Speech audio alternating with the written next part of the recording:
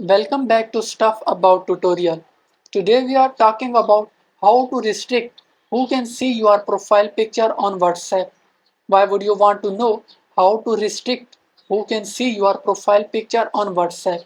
Well, maybe it is your first time using WhatsApp and not sure how to restrict who can see your profile picture on WhatsApp. So today I am going to show you how to restrict who can see your profile picture on WhatsApp. Check video description and I will try to leave the written instructions. Restricting who can see your profile picture on WhatsApp is quite simple and the process is easy to do. First of all, open WhatsApp. Now you are seeing three dots at the top right corner. Click on it. Now click on settings. Now click on privacy.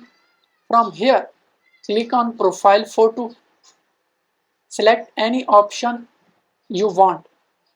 If you are willing to restrict few contacts, click on My Contact Accept. Now unmark the contacts you want to show them your profile picture and mark them to those you don't want to show your profile picture. Then click on check mark at the bottom.